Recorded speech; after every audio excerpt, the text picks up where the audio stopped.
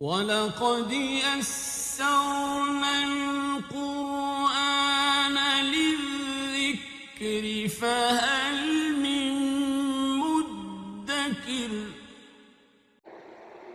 الحمدللہ رب العالمین والصلاة والسلام علی سید الانبیاء والمرسلین، اما بعد فاعوذ باللہ من الشیطان الرجیم، بسم اللہ الرحمن الرحیم۔ قابل احترام سورہ یونس کی 24 نمبر آیت مبارکہ سے آج ہماری تلاوت کا آغاز ہے، اور آج جتنی آیات مبارکہ ہم پڑھیں گے مکی صورتوں کے حوالے سے جتنے موضوعات بنتے ہیں، آج ایک ہی موضوع ہماری ساری آیات میں مکی آیات مبارکہ سے متعلق ہے۔ ہم نے مکی صورتوں کے جو مضامین پڑھے وہ کیا تھے؟ مکی صورتوں میں اللہ کیا بیان فرماتا ہے؟ توحید باری تعالیٰ کی بات ہے کہ اللہ ایک ہے اپنی ذات میں، صفات کے تقاضوں میں۔ اب جب یہ بات ثابت ہو گئی تو ختم کیا ہو گیا؟ شرک ختم ہو گیا۔ تو توحید کا اس بات اور شرک کا رد یہ مکی صورتوں کا سب سے بڑا موضوع ہے۔ آپ جب بھی مکی صورت پڑھیں آپ کو یہ باتیں نظر آئیں گی۔ پھر اللہ تعالیٰ نے توحید کو ثابت کرنے کے لیے مثالیں دی ہیں۔ اہل مکہ کے سامنے چونکہ یہ باتیں رکھنی تھی تو وہ قرآن کو نہیں مانتے تھے، صاحب قرآن کو نہیں مانتے تھے، اس لیے اللہ نے مثالیں دے کر ان کو یہ پیغام پہنچایا۔ اب آپ یہ بھی ذہن میں رکھ لیں کہ مثالیں دینے والی آیات زیادہ کہاں ہوں گی، مکی صورتوں میں یا مدنی میں؟ مکی صورتوں کے اندر ہوں گی۔ آپ کو روزے کا حکم، حج کا، زکوٰۃ کا، نکاح کا، طلاق کا اور خوشی غمی شریعت کی، یہ آپ کو مکی صورتوں میں نظر نہیں آئے گی۔ مکی صورتوں میں آپ کو اللہ کی ذات اور شرک کے رد کرنے پر دلائل نظر آئیں گے، رسول اللہ کی رسالت کو ثابت کرنے کے لیے اللہ نے جو طریق اپنایا وہ نظر آئے گا، آخرت کی بات نظر آئے گی۔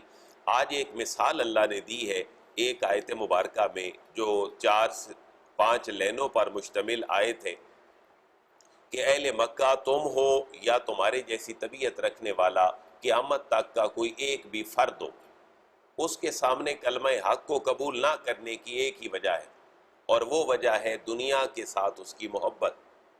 دنیا کے ساتھ اس کی محبت۔ آج بھی ہمارا مسئلہ یہ ہے کہ دنیا کے ساتھ محبت بڑھ گئی تو اس وجہ سے اللہ کے احکامات پس پشت چلے گئے، اور دنیا کے ساتھ محبت کو آج کے دور میں، بلکہ یہ دور بھی گزر گیا، پتہ نہیں آنے والا دور کیا ہے، اس کو پڑھے لکھے الفاظ میں کیا کہتے ہیں؟ مٹیریلسٹک ایک ایج ہے، مٹیریلزم ہے، مادہ پرستی ہے۔ اللہ فرما رہا ہے تمہارے حق کو قبول نہ کرنے کی ایک وجہ کیا ہے؟ مادہ پرستی ہے۔ تم دنیا کے طلبگار ہو، تمہیں دنیا سے محبت ہے۔ اللہ فرما رہا ہے ذرا مثال سن لو، دنیا سے محبت کرنے والے لوگوں کی مثال ایسے ہے جیسے اللہ نے آسمان سے بارش نازل فرمائی۔ اب ایک ایک جملے پہ غور کیجئے گا، آپ کو آیت ٹھیک سمجھ آئے گی۔ دنیا کی جو زندگی ہے اس کی مثال ایسے ہے جیسے اللہ نے آسمان سے بارش نازل کی، یعنی انسان کو پیدا کیا، اور جب یہ بارش نازل ہوئی تو زمین نے بہت ساری چیزیں اگا دیں، اس میں سرسبز و شادابی آ گئی، نباتات جو تھے وہ سارے اگ گئے، اور جب یہ ساری چیزیں عروج پہ پہنچ گئی، یعنی اگر کوئی باغات تھے تو درخت اپنے عروج پہ پہنچ گئے، یا کوئی اور جو چیزیں تھیں وہ جب اپنے عروج پہ پہنچ گئیں، تو پھر اللہ تبارک و تعالیٰ نے اس ہری بھری جو زمین تھی اور فصلیں تھیں، باغات تھے، ان کو رات یا دن کے کسی ایک لمحے میں تباہ و برباد کر دی۔ کوئی ایسا طوفان آیا، کوئی ایسا اللہ کی طرف سے معاملہ ہوا، حکم آیا کہ یہ سارا کچھ ختم ہو گیا۔ تو اللہ فرما رہا ہے اسی طرح تمہاری دنیا کی زندگی ہے کہ تم ایک دفعہ عروج پا رہے ہو، پھر ایک وقت آئے گا یہ عروج تمہارا ختم ہو جائے گا، اور کتنی دیر میں ختم ہوگا؟ انسان یہاں سے باہر نکلا، اس کو پتہ بھی نہیں کہ میں اپنی منزل مقصود پہ جا رہا ہوں، میرے یہ کام ہے، بیوی بچے گھر میں بیٹھے ہیں، لیکن within 1-2 سیکنڈ اس کی زندگی کے ساتھ ایسا کوئی مس ہیپ ہوا کہ زندہ واپس نہ آیا۔ تو اللہ فرما رہا ہے تمہاری زندگی دنیا کے ساتھ جو محبت ہے یہ بڑی لہلہاتی کیفیت میں ہے، تمہیں ہر چیز بڑی پیاری ہے، اپنی زندگی کے مکان، بچے، کمائی، اپنا کھانا پینا، خوشی غمی، لیکن یہ ایسے ہی ہے کہ جیسے کوئی فصل لہلہا رہی ہو اور اوپر سے طوفان آ جائے، اللہ تعالیٰ کوئی عذاب بھیج دے اور وہ 1 منٹ سے پہلے ختم ہو جائے، تمہاری زندگی بھی ایسے ہی ختم ہو جائے۔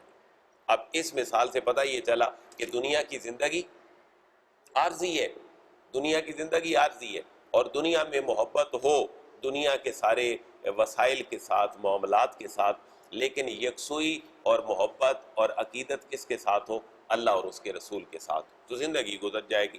ذرا ترجمہ فرمائیے گا، انما مثل الحیات الدنیا کماء انزلناہ من السماء فاختلط به نبات الارض مما یاکل الناس والانعام۔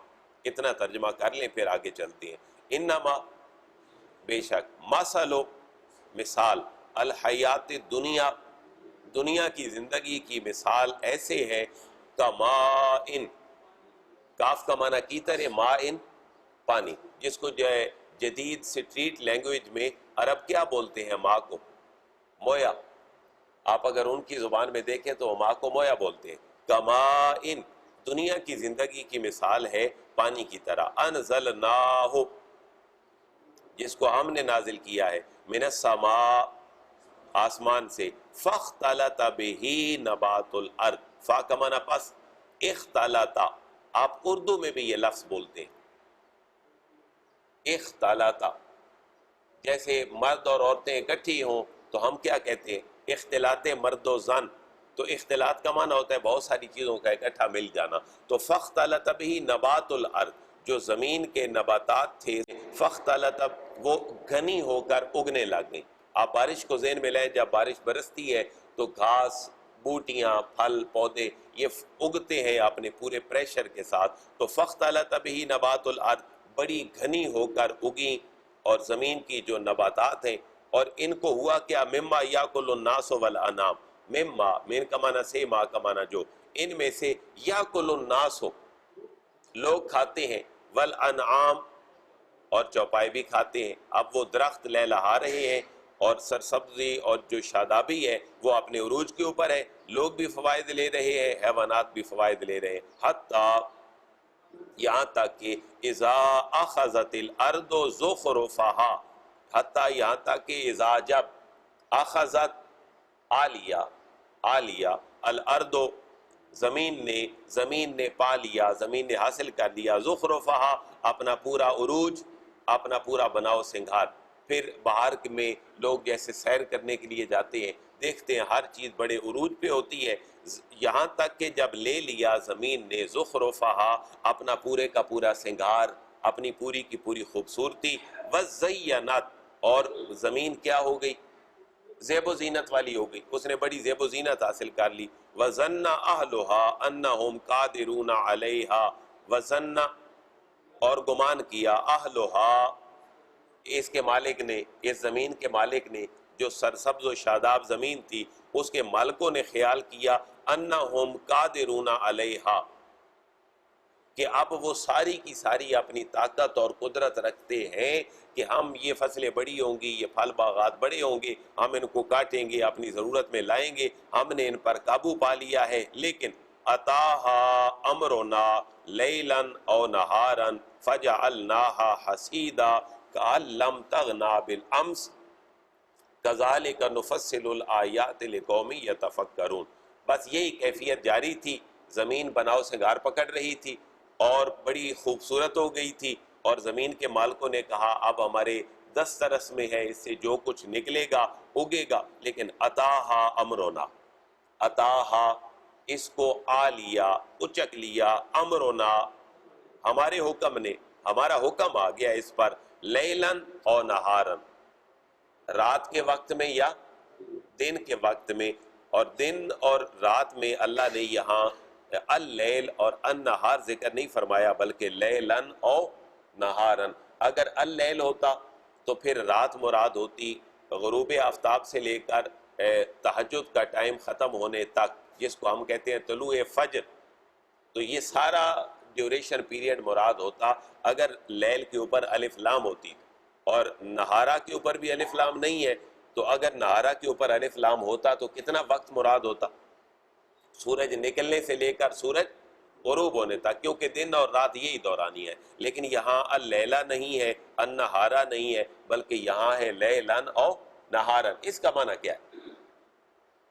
اس کا معنی یہ ہے کہ انتہائی قلیل سے قلیل لمحے رات کے، ایک سیکنڈ بھی جس میں نہیں لگتا، اتنی رات کے لمحے میں اللہ فرما رہا ہے جب ہمارا حکم آ گیا تو فجعلناها حسیدا، فا کا معنی پس جعلناها، ہم نے اس لہلہاتی زمینوں کو اور ان لہلہاتے باغات کو حسیدا کاٹ کر رکھ دیا، ہم نے لمحات میں اس کو کاٹ کر رکھ لیا، کأن لم تغنا بالامس، کأن لم تغنا، گویا کہ وہ یہاں تھی ہی نہیں، بالامس جس کو آپ یسٹرڈے کہتے ہیں، گویا کہ یہ یہاں پر گزرے ہوئے کل میں موجود ہی نہیں تھی۔ یہ ہے دنیا کی محبت کے باغات کی مثال۔ اللہ فرما رہے تمہاری زندگی بھی ایسے ہے، تم پیدا ہوتے ہو اور تمہیں ایک بچہ اپنی ماں کی آنکھوں کے سامنے گھٹنوں کے بل چلتے ہوئے بڑا پیارا لگتا ہے، اور پھر یہ کسی چیز کو پکڑ کے چلتا ہے، پھر اس کا بچپنا آتا ہے، پھر اس کی جوانی آتی ہے، اور پھر یہ اپنی زندگی میں سینکڑوں سال کے منصوبے بنا کر بیٹھا ہوتا ہے، لیکن اتاہا امرنا لیلاً او نہارا، رات کے کسی چھوٹے سے لمحے میں یا دن کے کسی ایک لمحے میں اللہ فرما رہا ہے ہمارا حکم آ جاتا ہے تو فجعلناها حسیدا، ہم اسے کاٹ کر رکھ دیتے ہیں، کأن لم تغنا بالامس، گویا کہ یہ یہاں کل تک موجود ہی۔ آپ ذرا ذہن میں لائیں، ایک بندے کے پاس ایم بی اے کی، ایم کام کی، ایم پی اے کی، پی ایچ ڈی کی، ایم فل کی ڈگری ہے، بیوی ہے، بچے ہیں، لیکن وہ 5 منٹ کے بعد دنیا سے چلا گیا ہے، اس کی ڈگریاں کہاں جائیں گی؟ وہ کس کے کام کی ہیں؟ وہ کسی کے کام کی بھی نہیں۔ اللہ فرما رہا ہے کأن لم تغنا بالامس، ہم اس کے ساتھ وہ معاملہ کر دیتے ہیں گویا کہ وہ یہاں تھا ہی نہیں۔ فرض کر لیں، میں ایک مثال دیتا ہوں، انسانی فطرت ہے، انسان کا نہایت محبت کرنے والا بندہ یا جس سے محبت ہو وہ فوت ہو جائے، کتنی دیر اس کو اس کے بچے اور اس کی بچیاں اور اس کی بیوی اور اس کے دوست اس کو اپنے پاس رکھیں گے؟ کوشش کیا ہوتی ہے کہ فوراً سے پہلے دفنا دیا جائے، بھائی اسمیل آنی شروع ہو جائے گی، اس لیے بیمار ہے، اس کو کوئی پرابلم تھی تو پیٹ نہ پھٹ جائے۔ یہ سارے وہ عوارضات ہوتے ہیں جن کی وجہ سے وہ بندہ جو آنکھوں کا تارا تھا، اگر وہ دنیا سے چلا گیا تو وہ بڑی مشکل سے اپنے چاہنے والے بچے بچیاں کوئی 24 گھنٹے بھی بڑی مشکل سے اس کو اپنے پاس رکھتے ہیں۔ اب آہستہ آہستہ وہ لوگوں کے ذہنوں سے محو ہونا شروع ہو جاتا ہے۔ اب کون کس کو یاد ہے؟ اپنے باپ سے محبت ہوتی ہے تو دادا کو کون یاد کرے گا روزانہ کی بنیاد پر؟ پردادا کو کون یاد کرے گا؟ یہ جملہ بڑا غور طلب ہے، کأن لم تغنا بالامس۔ اللہ فرما رہے جب ہمارا حکم آ جاتا ہے تو ایسے وہ باغ مٹ جاتا ہے انسانوں کا، انسان کی جوانی کا، مال و دولت کا، کأن لم تغنا بالامس، گویا کہ وہ یہاں تھا ہی نہیں۔ کذالک نفصل الآیات لقوم یتفکرون، کذالک اسی طرح نفصل، ہم تفصیل بیان کرتے ہیں، الآیات نشانیوں کی، لقوم اس قوم کے لیے، یتفکرون جو غور و فکر کرتی ہے۔ اس لیے غور و فکر کرنا یہ عین اسلام ہے، اور قرآن میں سب سے زیادہ حکم نماز روزہ حج زکوٰۃ کا نہیں ہے، قرآن میں سب سے زیادہ حکم تفکر کا ہے، تدبر کا ہے کہ یہ کائنات کس نے بنائی، کیسے بنائی، ہم جی رہے ہیں، ہمارے اندر ایک پورا نظام حیات وابستہ ہے، جتنی گرمی چاہیے جسم کو خودکار نظام کے تحت اللہ نے دے دی ہے، جتنی کولنگ چاہیے اللہ نے وہ بھی دے دی ہے۔ لقوم یتفکرون، اس قوم کے لیے اللہ کی قدرت کی نشانیاں ہیں، یتفکرون جو تفکر کرتی ہے، غور و فکر کرتی ہے۔ اس آیت کا خلاصہ کیا نکلا؟ سورت ہے مکی، اللہ مکی مزاج کو سامنے رکھ کے فرما رہا ہے کہ تمہیں اپنی دنیا داری کے ساتھ محبت اسلام قبول نہیں کرنے دیتی۔ اب دیکھیں میرے اور آپ میں سے کون پسند کرتا ہے کہ چور کی جو سزا ہے وہ ہاتھ کٹنا ہو؟ معاشرے کے کتنے لوگ پسند کرتے ہیں؟ اور جو شادی شدہ آدمی زانی ہے اس کو سنسار کر دیا جائے، یا ایک بندہ مجرم ہے اور اسلام چاہتا ہے اس کو ہینگ کر لیا جائے، معاشرے کے کتنے پرسنٹ لوگ ہیں جو یہ چاہتے ہیں؟ بہت کم سے لوگ۔ لہذا ہم اپنے آپ کے ساتھ مخلص نہیں ہیں، جس کی وجہ سے ہمارے معاشرے میں ہمارے ساتھ مسائل ہیں۔ یہ تو ہے دنیا کی محبت، لیکن اللہ فرما رہا ہے واللہ یدعو الی دار السلام ویہدی من یشاء الی صراط مستقیم۔ اللہ کیا چاہتا ہے تم سے؟ تم دنیا سے محبت کیے بیٹھے ہو، لیکن ایک اور دنیا بھی ہے، ایک اور گھر بھی ہے۔ اللہ تمہیں اس گھر کی طرف بلا رہا ہے جس کی ہر چیز عارضی نہیں، پرماننٹ ہے، جس کی نعمتیں دنیا کی نعمتوں سے بہت بڑھ کر ہے۔ ایک حدیث مبارکہ کا مفہوم ہے، اللہ کے نبی نے فرمایا اللہ نے ایک ایسی چیز بنائی ہے جس کو آج تک کسی آنکھ نے نہیں دیکھا، اس کے بارے میں فضیلت کسی کان نے آج تک نہیں سنی، ولا خطر فی قلب بشر، کسی انسانی دل میں جس چیز کا کمال خیال بھی پیدا نہیں ہو سکتا، اللہ نے اپنے بندوں کے لیے وہ چیز تیار کر رکھی ہے۔ صحابہ کرام نے عرض کیا حضور وہ کیا چیز ہے کہ جو آنکھوں نے دیکھی نہیں، کانوں نے سنی نہیں، دل میں اس کا خیال تک بھی نہیں آ سکتا کہ کتنی بڑی چیز ہے؟ آپ نے فرمایا اللہ کے نیک بندوں کے لیے اللہ نے جنت تیار کر رکھی ہے، جو کسی آنکھ نے نہیں دیکھی، کسی کان نے نہیں سنی، اس جیسی عظمتیں کسی دل میں پیدا بھی نہیں ہو سکتی، انسان اس کا خیال بھی نہیں کر سکتا۔ اللہ اس گھر کی طرف بلا رہا ہے۔ ترجمہ آپ فرمائیں گے پھر ہم اپنی محفل کی طرف آئیں گے۔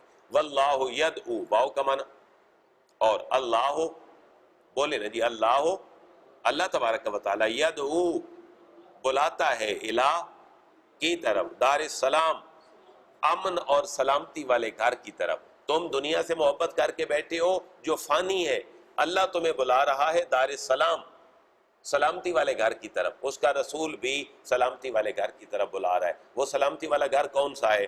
مفسرین نے لکھا کہ جنت کے 7 سٹیپ ہیں۔ ہم جب دعا کرتے ہیں اللہ ہمارے فلاں بندے کو جنت الفردوس میں اعلیٰ مقام عطا فرما، اللہ اس کو جنات النعیم میں اعلیٰ مقام عطا فرما، اللہ اس کو جنات السلام میں اعلیٰ مقام عطا فرما، تو جنت کے 7 مقامات ہیں جن میں سے ایک نام ہے الہ دارس سلام۔ تو یہ جنت کی طرف بات ہے۔ اور اس کو دارالسلام کیوں کہا گیا؟ اس کے بارے میں بھی کہا گیا کہ چونکہ جنت میں جنتی ایک دوسرے کو ہمہ وقت سلام کریں گے، تحیاتہم، ہم اس سے پچھلی آیات میں پڑھ آئے، وہ ایک دوسرے کو سلام کریں گے۔ وَيَهْدِي مَن يَشَاءُ إِلَىٰ صِرَاطٍ مُسْتَقِيمٍ، واو کا معنی، اور یہدی وہ ہدایت دیتا ہے، من یشاء جس کو چاہتا ہے، الی صراط مستقیم سیدھے راستے پر۔ تو پھر جو سیدھے راستے پہ نہیں آتا گویا اس کو اللہ نہیں لے کر آیا؟ نہیں، ہم یہ بھی بات پڑھ آئے کہ اللہ نے انسان کو صلاحیتیں دی، اپنی توحید اور اس کی نشانیاں اور کائنات کی نعمتیں وہ پہچانے۔ دنیا میں اللہ نے اس کو کیا دیا ہے، یہ پہچاننے کے بعد وہ اللہ کی طرف آئے۔ ورنہ ساری کائنات کے لوگ کیا ایک نظریے کے حامل ہو سکتے تھے یا نہیں؟ ایک نظریے کے حامل ہو سکتے تھے، سارے مسلمان ہو سکتے تھے، لیکن اللہ تبارک و تعالیٰ نے انسان کو صلاحیتیں دے کر کھلا چھوڑ دیا، بھئی جاؤ میری قدرت کے شاہکار دیکھو، صبح و شام دیکھو، اپنی ذات کے اندر غور و فکر کرو، میری ذات کا پتہ تمہیں خود ہی چل جائے گا۔ لہذا واللہ یدعو الی دار السلام، تم دنیا سے محبت کر کے بیٹھے ہو، اللہ تمہیں امن اور سلامتی کے گھر کی طرف بلاتا ہے اور ہدایت دیتا ہے جسے چاہتا ہے، الی صراط مستقیم، صراط مستقیم کی طرف۔ اب اگلی جتنی آیات مبارکہ آ رہی ہیں یہ سب توحید باری پہ مبنی ہیں، اور اللہ تعالیٰ نے اپنے حبیب کی زبان اقدس سے بار بار سوال کروائے ہیں، محبوب ان سے یہ پوچھ کر دیکھیں، محبوب ان سے یہ پوچھ کر دیکھیں، محبوب ان سے یہ پوچھ کر دیکھیں۔ آپ کو سورت کے اختتام تک 9 سوال نظر آئیں گے جو اللہ کی توحید باری تعالیٰ کے اوپر بڑے واضح دلائل ہیں۔ وہ تمہیں رزق کون دیتا ہے؟ تمہیں جینے کی صلاحیتیں کون دیتا ہے؟ تمہاری زندگی کے اندر چارم کس نے پیدا کیا ہے؟ یہ ٹوٹل سوال کتنے ہیں؟ 9 آپ کو اینڈ والی صورت تک نظر آئیں گے۔ اللہ ہمیں اپنی توحید کا عرفان نصیب فرمائے، اپنے حبیب کی غلامی نصیب فرمائے۔